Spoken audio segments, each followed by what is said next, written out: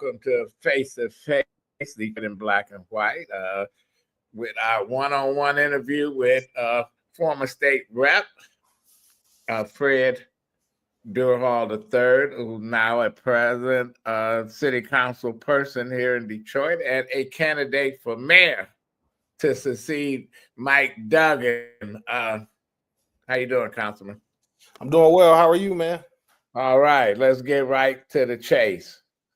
How are you going to be one of the two people come the end of this primary in October, in August? Tell us how you going to get there. And at this point, you hear all the so-called analysts saying it's a two-person race and they picking this person or they picking that person. Where do you stand? I mean, I think this race is wide open. I will tell you the number one way to be successful in a campaign, and I've run a couple this time in my life and was successful, is go directly to the people, go directly to the voters. And that's exactly what we're going to do. We're spending time right now in different communities. We're hosting house parties. We're talking to seniors. And we're going directly to the voters, bringing our message that we are the most experienced candidate in this race. We are the only candidate in this race that has served on the state level and now on the city level. I chaired the Budget, Finance, and Audit Standing Committee right now on council, and prior to that was the ranking Dem on House Appropriations. So we know how to get things done. We've delivered in the past.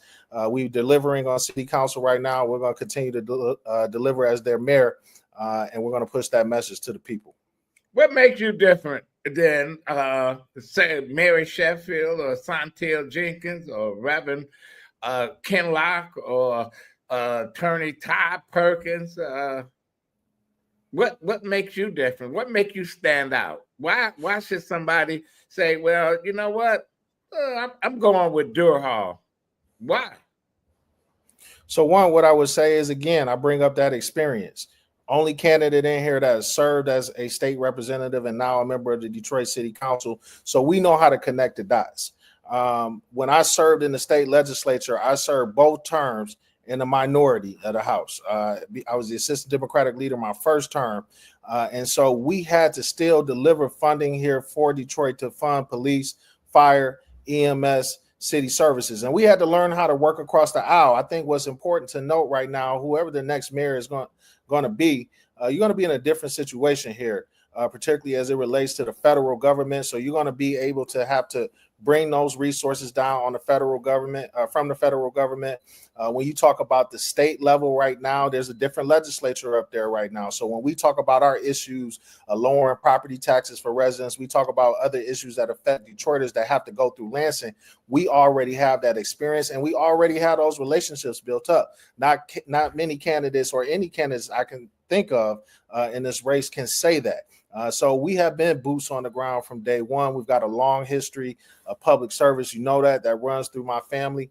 But we also have a tremendous amount of respect through the business community as well in the neighborhoods. And we are able to bring that information, or not bring that information, but bring those relationships together so we can push forward for One Detroit. What problems need to be fixed from day one? If you elected mayor, what would and you can change things right away, what would be the first thing you do as mayor? Yeah, if I had a magic wand, I'm telling you, I would lower the property taxes immediately. When we talk about the property tax issue here in the city of Detroit, that is something that affects our homeowners. We want folks to be able to stay in their homes. We want them to be able to afford to stay in these neighborhoods and continue to populate our neighborhoods. And in order to do that, we're going to have to lower property taxes here in the city of Detroit. But that also will help us address blight. Blight is a huge issue. When you talk to our neighbors here in the city of Detroit, they will tell you that they are tired of illegal dumping. They are tired of blight. They are tired of speculators who sit on a lot of this vacant land, and we don't have any use for it. And so I would wave my magic wand, as you say, and ensure that we lower property taxes, put more money back into the pockets of our residents, and ensuring that everybody else is paying their fair share. Well, okay, lower property taxes. What about improving the schools? How would you fix the school situation? Folks saying that, oh, I'm gonna bring back the neighborhoods, but what about education? We need families to move into these neighborhoods, and at this point, I don't see any schools, man. Why would I move somewhere and I can't send my kid to school? I got to go pay, or I got to send them 20 miles away out of someplace else. Yeah, I couldn't agree with you more. First of all, I believe I'm the only candidate running in this race that has a young family. I have two kids, one 8 years old, and then my son, he'll be 2 in June, Fred Durhal the fourth, right? And so when I think about my policy making decisions, I base that upon my own family. I want for everybody's family what I want for my family here in the city of Detroit. But you're right, the schools are a huge issue. We are going to have to tackle that issue. We got to build a better relationship with DPSCD. Right now, the communication is broken here in the city of Detroit. So when we are talking about how our young folks are going to be successful, we got to create a paths that lead to careers, and whether that leads to skilled trade careers or industry or tech, we got to start at an earlier age inside those schools, partner with DPS about their curriculum, connect that with programs that we have in the city of Detroit to create that path that leads to colleges and careers and not cages and caskets. That's one of the things that we are going to be focused on, improving that relationship, connecting those programs and connecting those dots.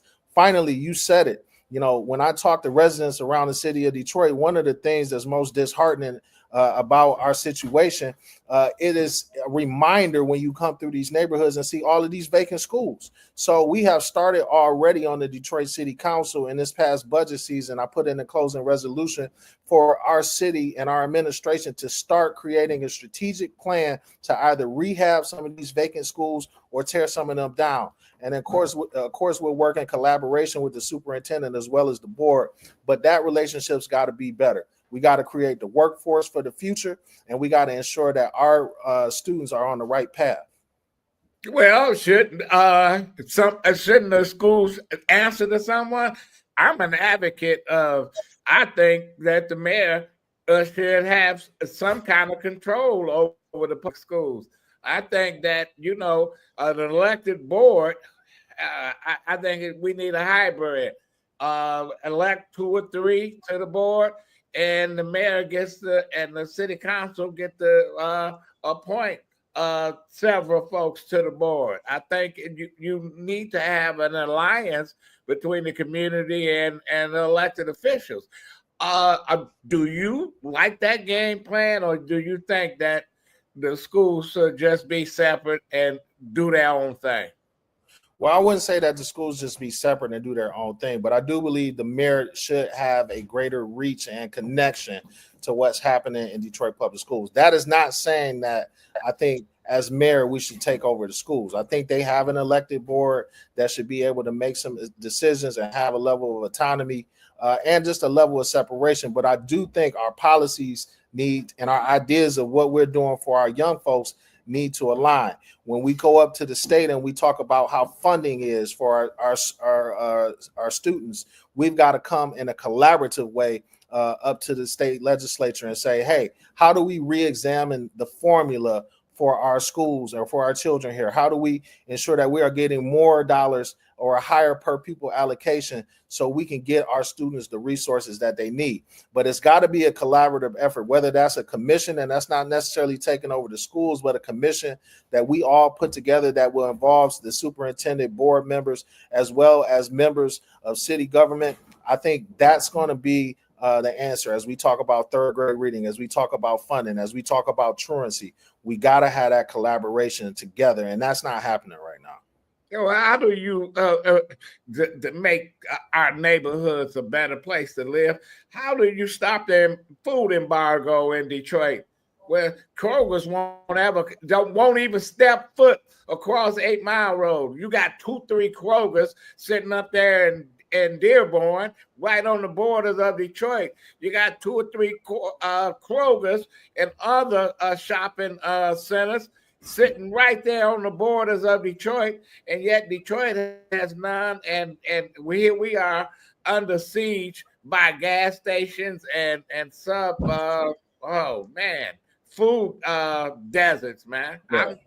Yeah. It's ridiculous. How do you force these corporations to pay attention to the plight of Detroiters who's starving for real food?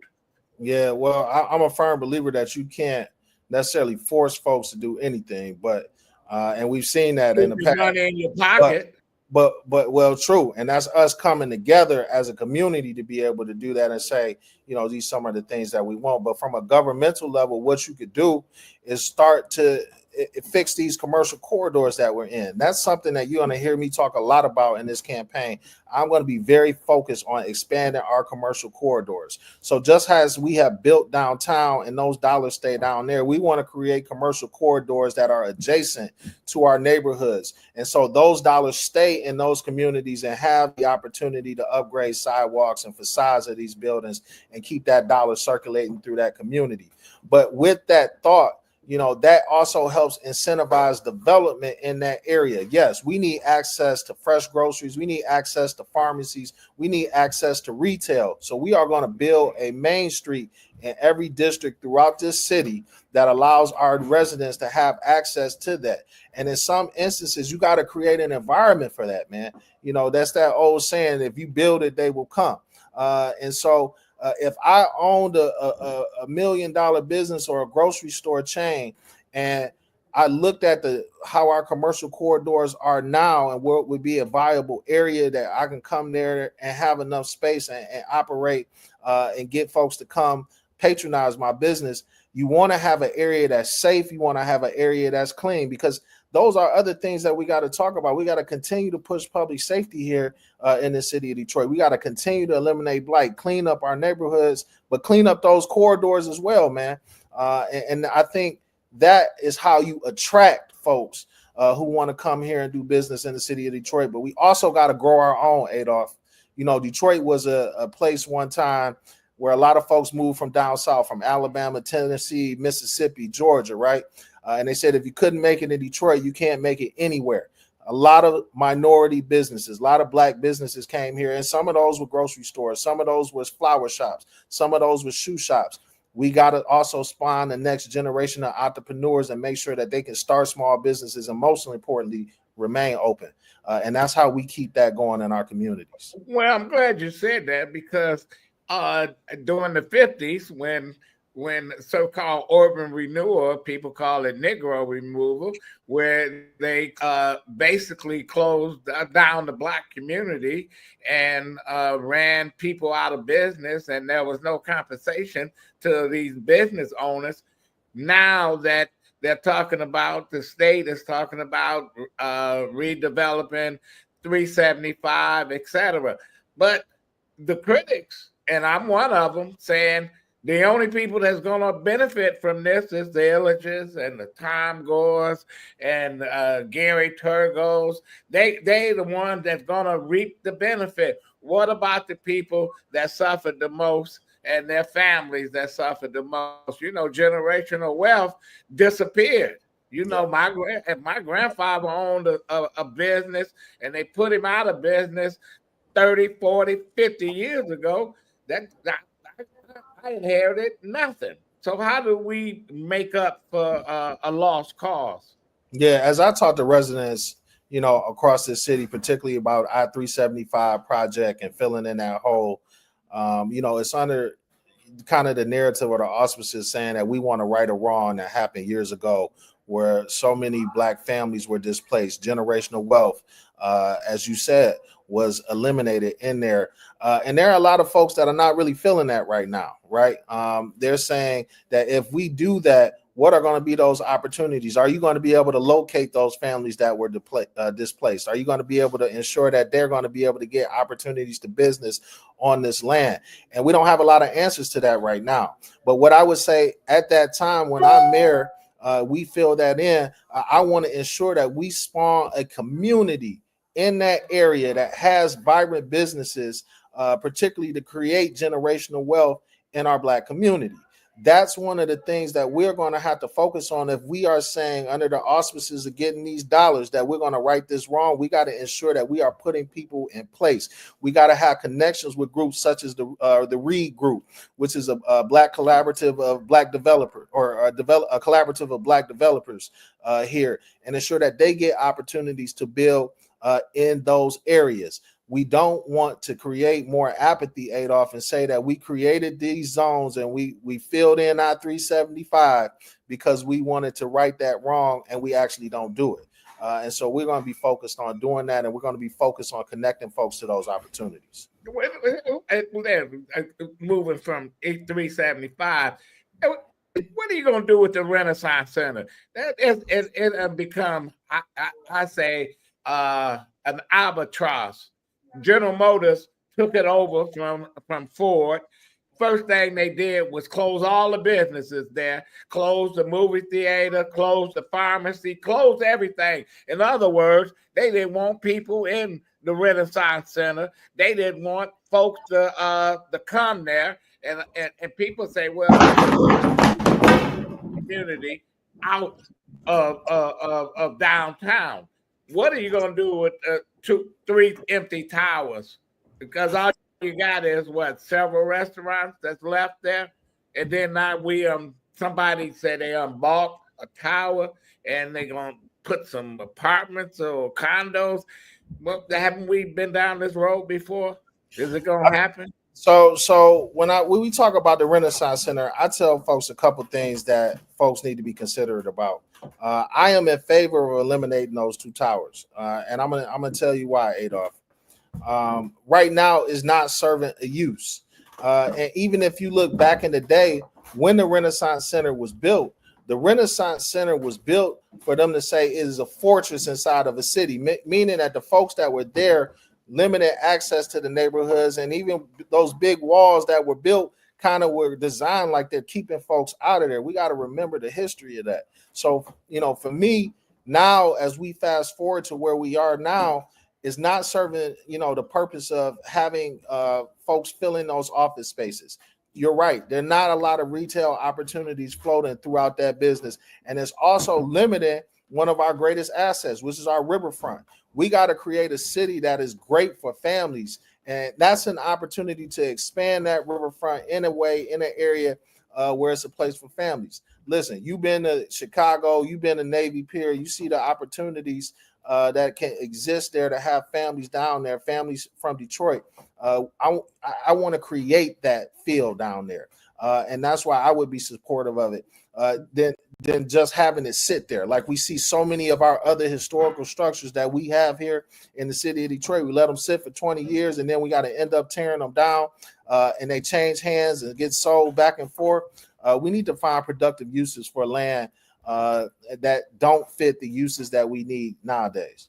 Well, listen, you could have been talking about Chrysler. How many times Chrysler changed hands? Everybody pimp Chrysler. And it seems like they come into Detroit and say, oh, okay, we're going to do this and do that. But we always have a group that pops out of nowhere, Councilman, who says, I'm the friends of the slums. You can't tear that down.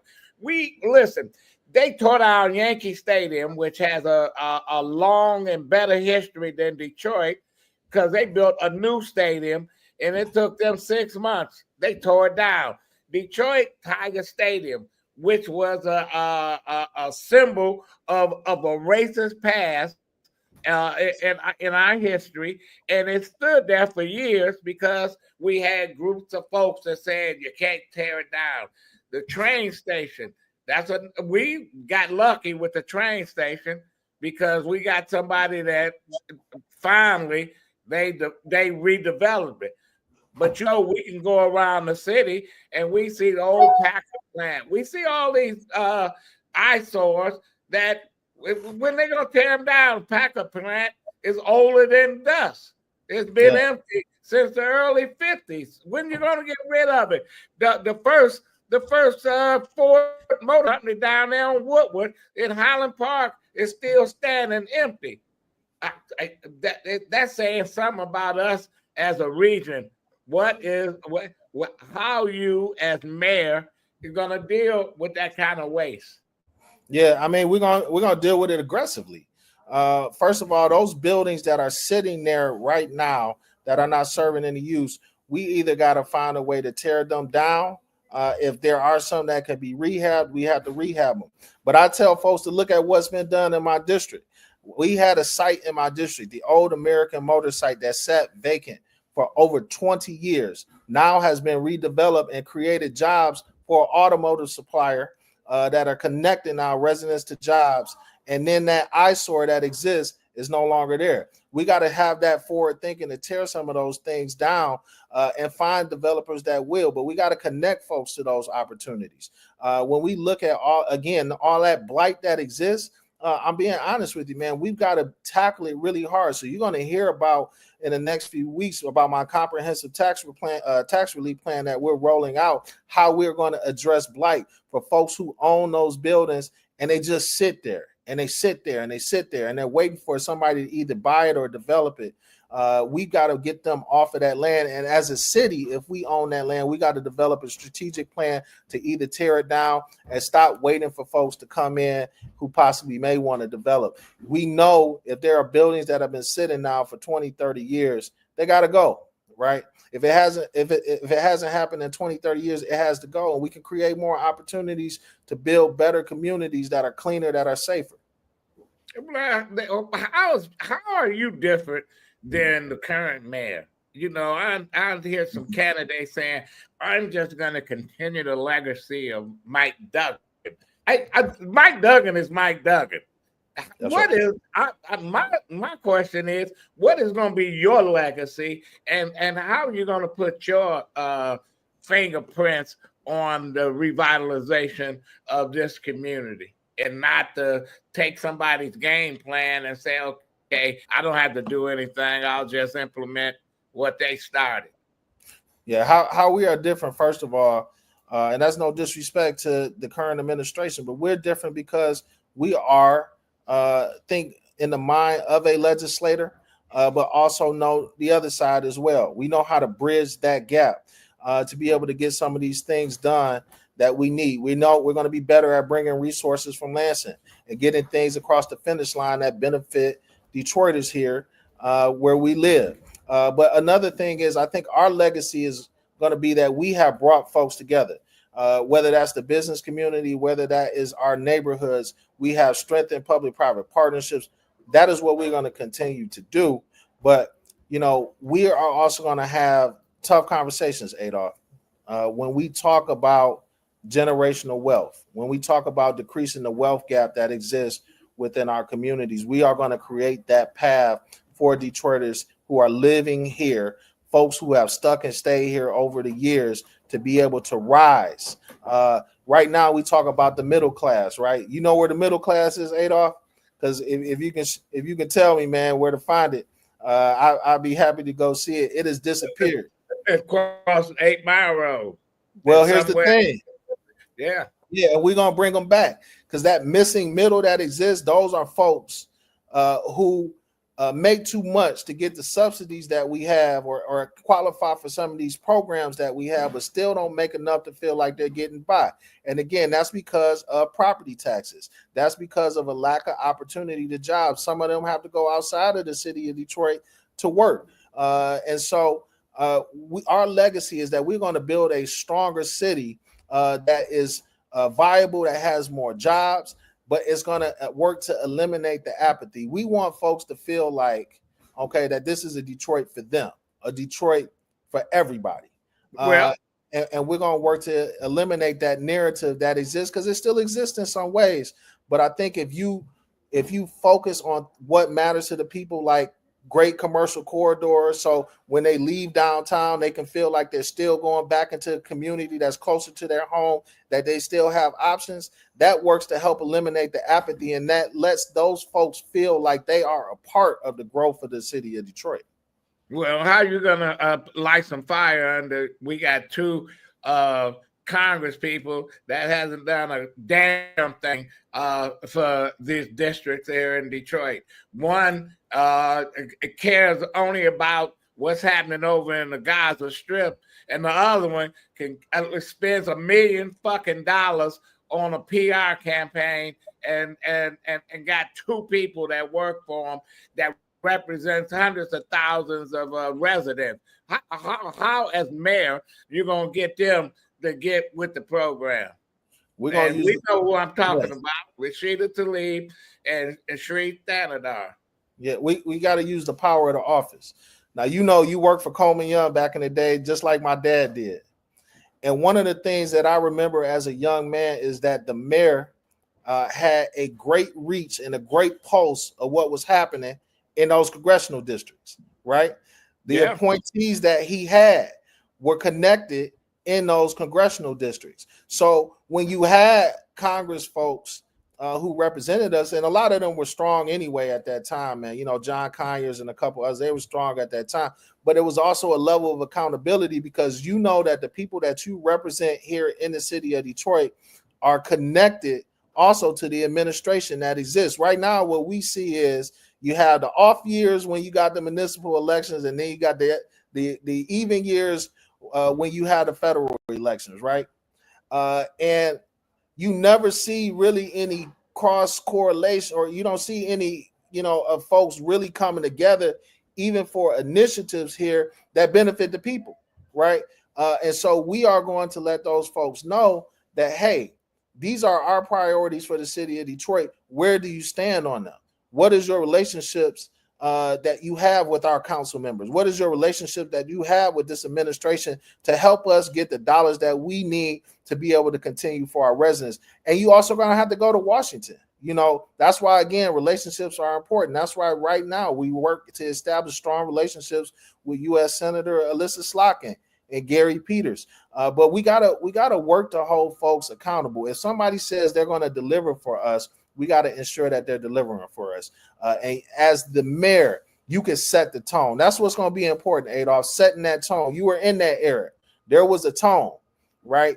You couldn't just jump up and say you was going to run for something and run for this. And the mayor would say, listen, you're not running for nothing yet. What is your plan? What's your plan for our people? What are you going to do for us? And how are you going to deliver dollars from Washington for our city? Well, you ready to work with the Trump administration? Listen, we're not going to have a choice. I mean, he's going to be president at least for another 3 years, right? And so coming in as mayor January 2026, you're going to have to work with him. You're going to have to find a way to work with him. That doesn't mean you have to like it. That doesn't mean you have to accept everything that he's going to give you. You've got to find a way of work in a collaborative effort. And I think that's one of the strengths that we're going to have. I am not a Republican. I am a Democrat. I was born a Democrat. I'm a die Democrat. And that's just where I stand. But I know how to work with other folks across the aisle to get things done because I've done it in Lansing. I served in the legislature in the minority. Rick Snyder was the governor. The whole government was Republican. And we still delivered over $1 billion in statutory revenue sharing, resources for programs back down here for Detroit residents. We're going to do that in Washington, D.C. with the help of some of our partners like Senator Slotkin and whoever is going to be the next U.S. Senator coming up and our congressional delegation and come together collaboratively with a plan to deliver for Detroit residents. Okay, so August is right around the corner. What's your blueprint of being in the top two? Listen, we are going to continue to knock doors. We are going to continue to be in every community, continue to have house parties, continue to touch folks who live in these neighborhoods, folks who vote. We're going to encourage folks to come out and vote because here's the thing, like I know, man, and I've been hearing it on a lot of your shows. There's not a lot of excitement right now, and we want folks to be able to participate in this process because this is an important election. We, as elected officials, you hear that all the time. This is the most important election in so many years, but this one is because this is going to define what the city of Detroit looks like for the next 20 years. And we're in a very vulnerable spot with a small window to be able to continue some of that growth that we have, but ensure that it affects everyone. And in order for that to happen, you're going to need experienced leadership for continued growth. So we're going to go directly to the folks who make those decisions. We're going to continue to raise dollars, push this campaign forward as well, and make sure that we push our ideas and our vision to voters who will accept it. Okay, how do they get in touch with your campaign? Yeah, so you can go to our website, www.durhalfordetroit.com. Again, that's www.durhalfordetroit.com. If you'd like to email us, it's durhal@durhalfordetroit.com. And again, Durhal is spelled Durhal, only one L. So you can reach us on that, or you can find us on Facebook at Fred Durhal for Detroit. You can find us on Instagram at Durhal Delivers. But we are going to be out there. Please send messages. If you have any questions, we answer them. And many of them, I will tell you, Adolph, I answer in real time. I believe accessibility is important. Okay, well, you know what, Councilman, good luck. We're going to have you back on again. I think you made it clear that you think you are the best candidate in this race. Like I said before, this race is wide open, and whoever gets the most votes is going to be the next mayor. Well, that's if you can get your support out. Fred Durhal, Councilman Fred Durhal, we'll have you back again. Thank you very much. Thank you, Adolph. Looking forward to it. Okay, and that was Fred Durhal, candidate for mayor for the city of Detroit. This has been Adolph Mongo, Face to Face.